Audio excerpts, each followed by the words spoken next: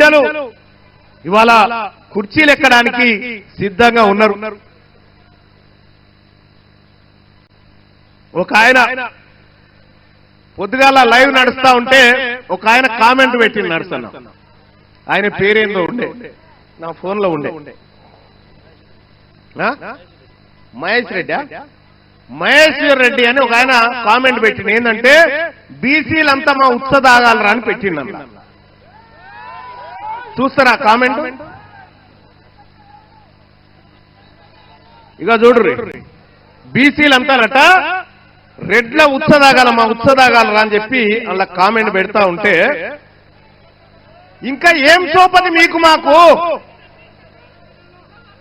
జరా ఈ కెమెరా ఏదైతే ఉందో ఇది జూమ్ చేయండి వాయిస్. ఈ లైవ్ స్క్రీన్ల మీద కనిపించేటువంటి కెమెరా ఇక చూడండి. మహేష్ రెడ్డి అట బీసీలు ఎప్పుడు మా ఉత్స తాగాల్సిందే అని చెప్పి బీసీల మట వాళ్ళ ఉత్స తాగన్నట.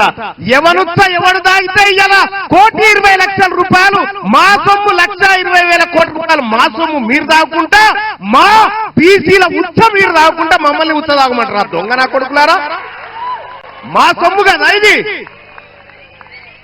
మా సొమ్ము తాగుకుంటా మమ్మల్ని బీసీలకు ఇలా అధికారం మేమంటే ఒక ఆయన అంటాడు మీరేమన్నా చేసుకోరు కానీ రాజకీయాలు చేయొద్దట. బరాబర్ రాజకీయాలే చేస్తాం. మా బిడ్డ శ్రీకాంతాచారి ఆత్మ బలిదానం చేస్తే ఆ శవంకాడ కాపుకున్న దొంగలు మీరు ఇలా మా బీసీల గురించి మాట్లాడతారా? మా బిడ్డకు చేసిన న్యాయం ఏంది ఒక్కసారి నేను అడుగుతా ఉన్నా.